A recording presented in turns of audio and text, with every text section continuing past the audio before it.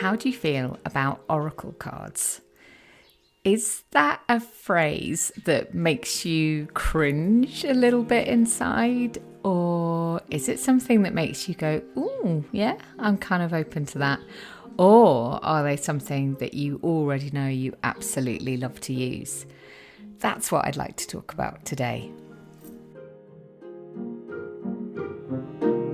Welcome to the Henny Flynn podcast, the space for deepening self-awareness with profound self-compassion. I'm Henny. I write, coach, and speak about how exploring our inner world can transform how we experience our outer world, all founded on a bedrock of self-love. Settle in and listen and see where the episode takes you. About 6 years ago, is it that? Oh, no, gosh, longer. 8. Oh, my word. Anyway, about 8 years ago, I went on my very first sort of really big transformative, I could honestly say life-changing yoga retreats. I'd never really done yoga, and I was quite anxious about going, to be honest. I hadn't been well. It was sort of part of the recovery. If you've been listening to the podcast before, you'll have heard me speak about this. And I considered myself to be very unfit, overweight. I had a really poor self-image that had become compounded really from years of having a kind of poor self-image, which is interesting because I'm not sure that people who observed me might have realised that, but it was definitely what was going on underneath the surface. And so I was a bit anxious about going, and I've talked before about how transformative that experience was, how I arrived recognizing that I was carrying a whole load of conditioned behaviors. I observed myself in the taxi on the way from the airport. The retreat was in Ibiza, as you do, darling. And I observed myself in this sort of big air-conditioned car that came and picked up a group of us from the airport. Slipping into some really familiar patterns of behaviour, making myself into the performing monkey,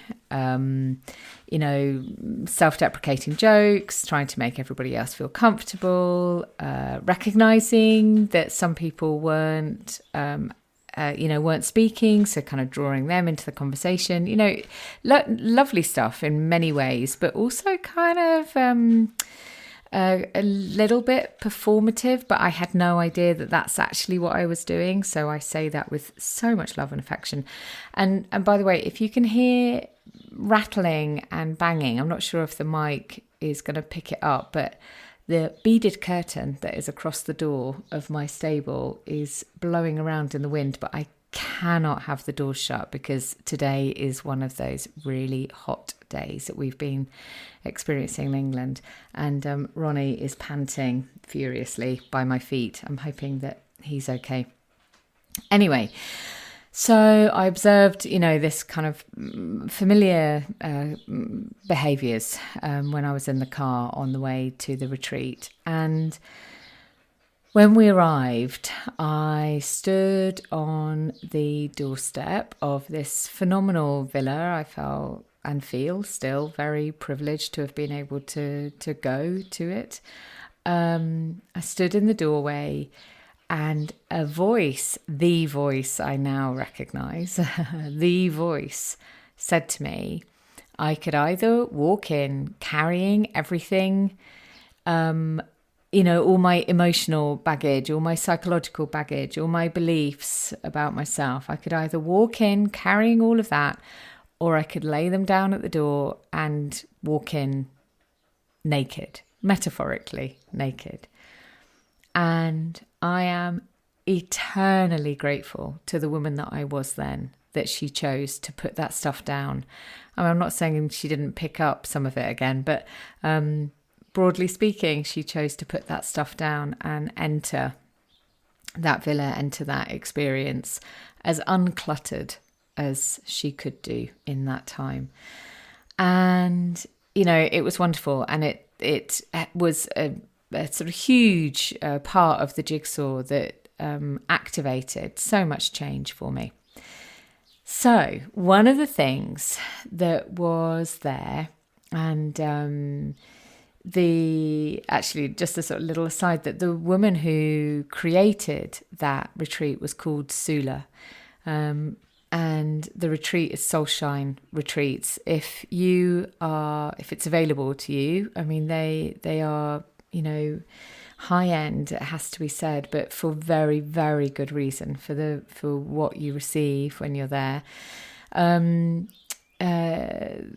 Sula's retreats are so beautiful, so special. She's an incredibly special human being, and I'm really, really grateful that our paths crossed. And I went on retreat with her more than once, and connected with her in lots of different ways. And actually, she's been on the podcast, so I'll put a note about which episode to go and listen to if you'd like to hear a bit more from Sula, and hear a bit more about our story together. So anyway, one of the things that Sula had at this retreat was, on the side, she had some oracle cards. And this is a very long preamble. I've just realised we're 6 minutes in, and finally she's mentioned these oracle cards. And one of the packs that she had, so I think there was some tarot, there were some other kind of oracle cards. I've got some here which are the words of wisdom from Rumi, that kind of thing. And she had some angel cards, which are essentially oracle cards. And we, at one point, I was sort of standing there with a couple of other women, and we were looking at these angel cards, and we each chose one. And as I was reading it, I said, God, I really recognize this. I know these cards. Hang on a minute. And then I started, I actually looked at them properly, rather than just a kind of yet another wonderful thing in a place full of wonderful things. I actually really, really focused on them. And I told these women, oh my goodness, I used to have some of these. And I remembered that when I was at university, so, 25 or so years before, I'd had a pack of these angel cards, and they're the Diane Cooper ones. If you have a set, maybe they're the same. And I went through the retreat. It was amazing. I learned so much, and I came home really inspired and invigorated.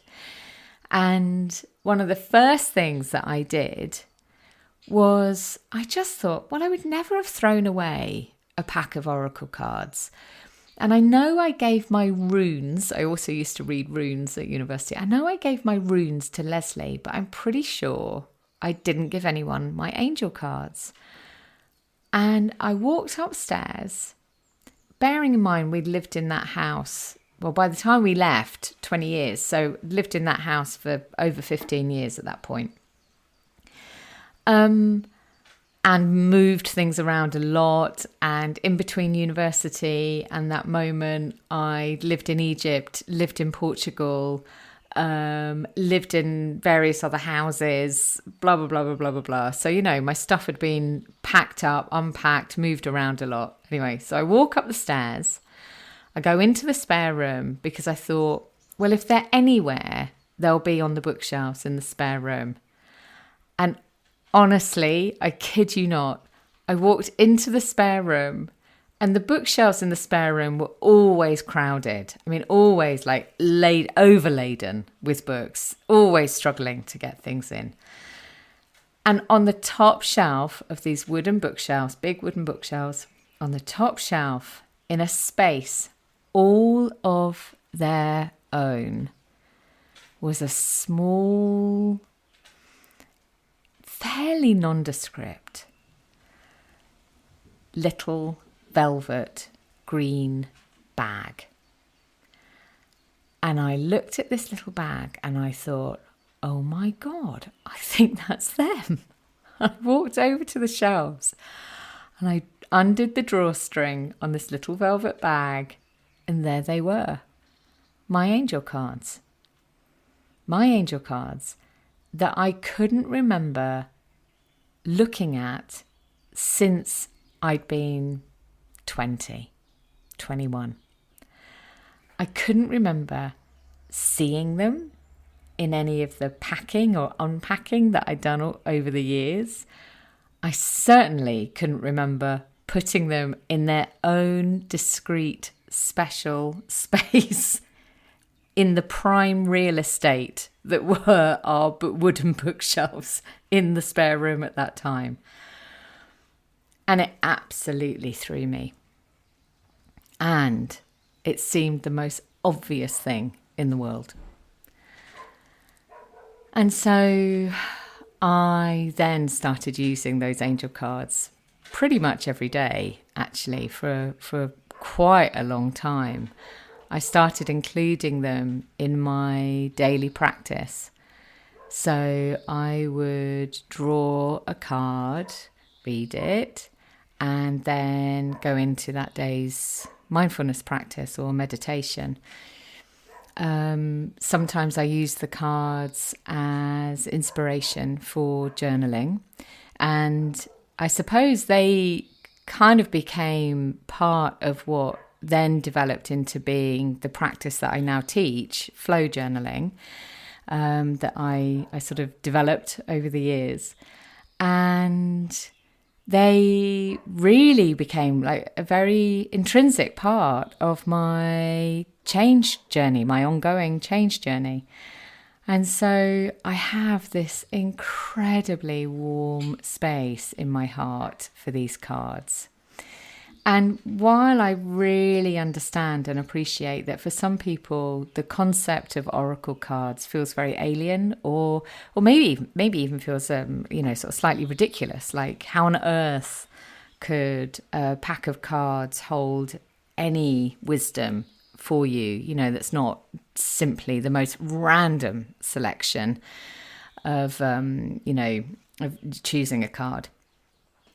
But my experience of using them is that it's really about allowing what you see on that card to spark, inspire, to invigorate your own intuition, your own sense of like self-observation, self-awareness, and really kind of looking at it and thinking, okay, so what's the bit about this that I love? And also often, like, what's the bit that I'm rejecting? What's the bit that I feel resistance towards? What's going on there? Why am I feeling resistance towards that?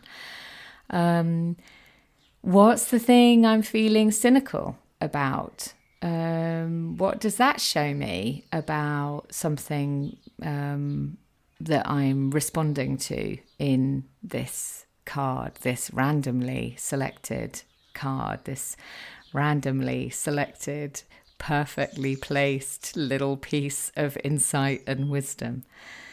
And so, so I think, a bit like any practice really, you can take from them what feels useful and you leave behind what doesn't feel useful. I don't think it's any more complicated than that.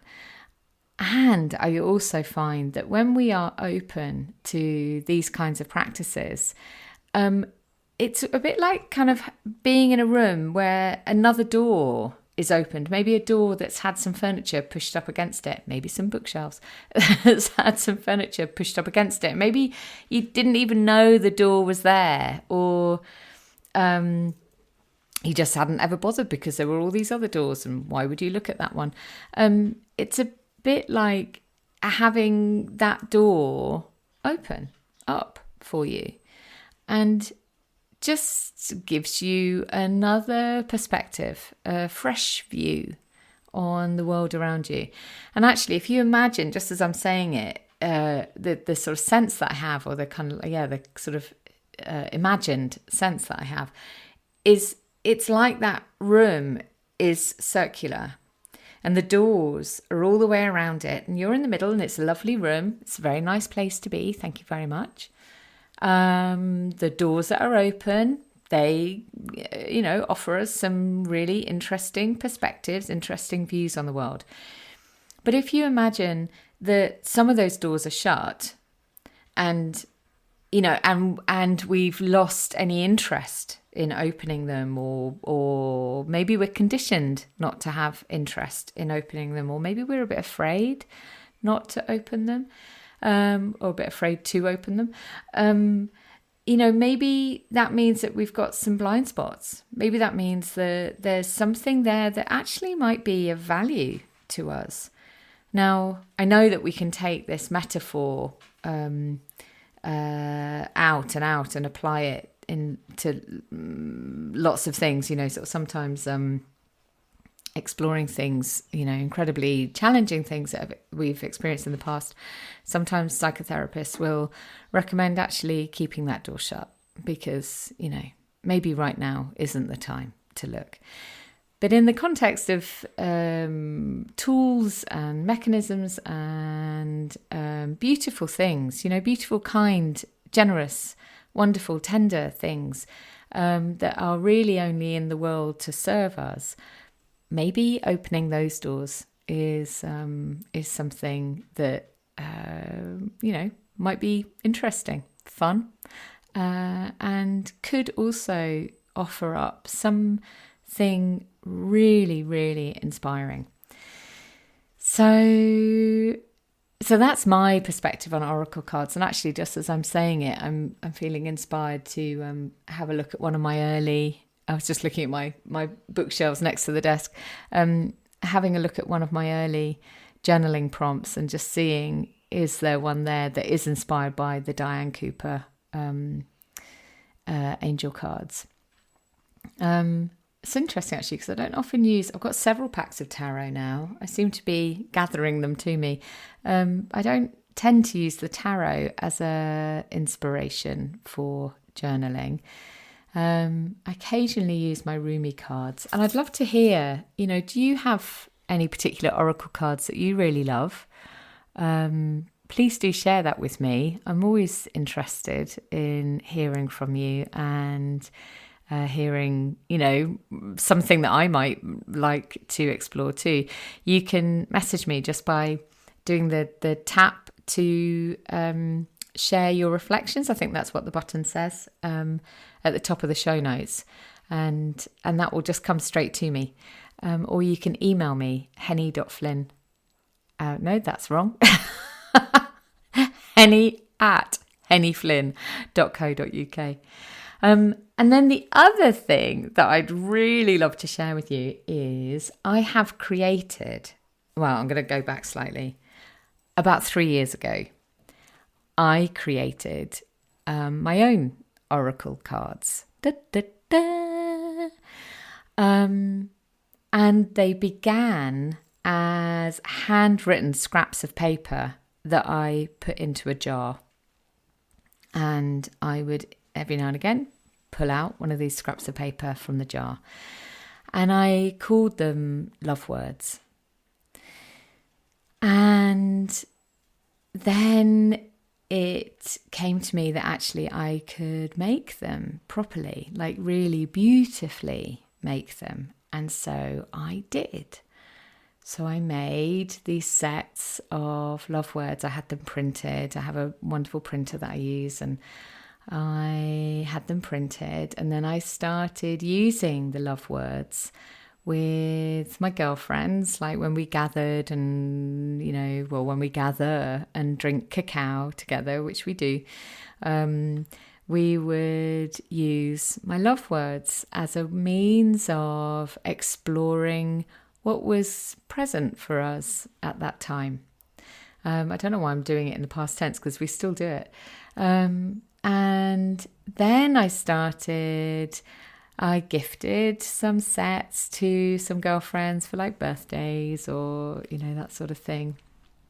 And they started using them sometimes with their family members, like the whole family sitting round, teenagers, men, women, other, sort of aged children.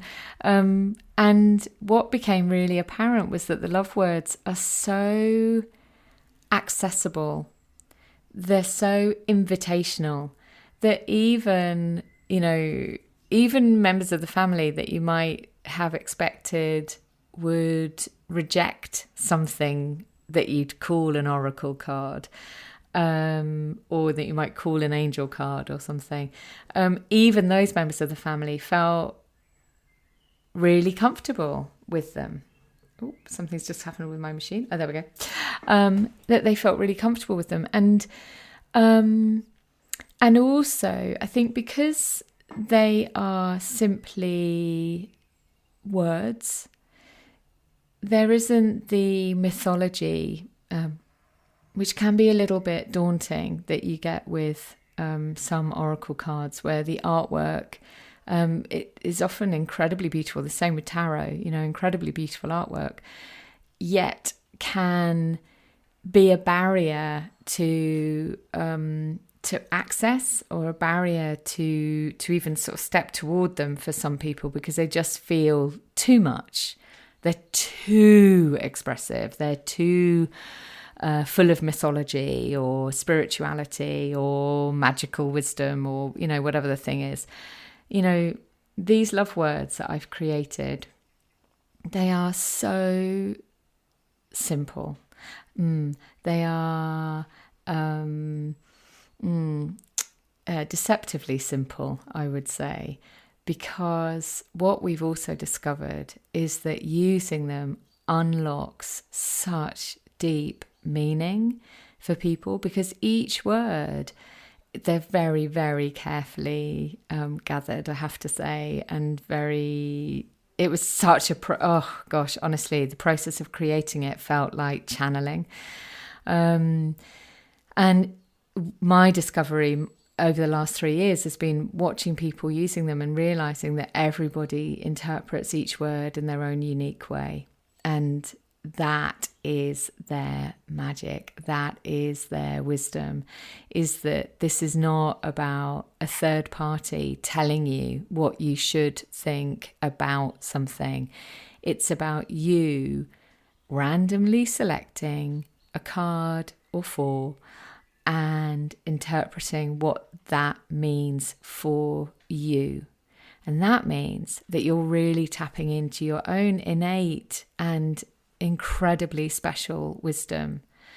And so I am beyond excited. I know it's hard sometimes when we create something and send it out into the world to really speak to what a beautiful experience it is.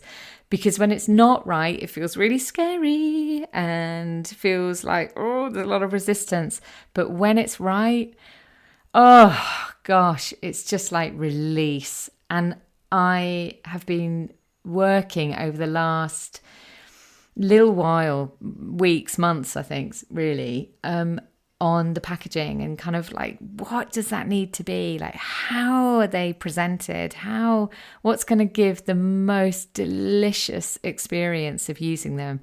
And I'm really, really excited that I found what I believe to be the simplest, cleanest, most beautiful way of presenting them. And something that means that, again, they're uncluttered. So you can just focus in on choosing your words and seeing what they mean for you. And if that is inspiring you, then I'm going to put a link in the show notes for you, or you can go and have a look on my website, in the shop on my website, and they're simply called LoveWords. And the invitation is to see where they take you. A bit like this podcast, really. That's one of the things I say at the beginning, isn't it? Settle in, listen, and see where it takes you. It's the same with the love words. You settle in, you choose your cards and see where they take you. And in each box, there's a little bit of guidance with some ideas for how you can use them. And just referencing back to what I said about when I was rediscovering my love of my angel cards and using them as part of my journaling practice, you can use the love words as part of your flow journaling practice. And I give you a couple of ideas for how to do that. And the other thing, of course, is there are no rules. You can use these in lots and lots of different ways, and you can use them with anybody in your family, friendship group, maybe like I do with my girlfriends, when we drink cacao, or maybe, as I know a number of people do, where they just choose a card for the day and see what inspiration it brings. So I'm so glad I've finally properly shared these, and I really hope you love them as much as I do. I've only got about 50 packs, so they are very limited. And, if you'd like some, please order, and I'll get them out to you. I mean, what a beautiful summer edition they could be for you or someone that you love. All right, my darlings. Okay, I know that today is a Monday, but I am help if I could speak. I'm going to publish this today. I'm really mindful. I haven't got the podcast out to you for a couple of weeks. It's just how it is, nothing major, just didn't feel right. So I trusted that, and now it does. So I'm trusting that instead. And I really hope that you're okay. I hope you're well. I am sending you so much love and a hug and a wave.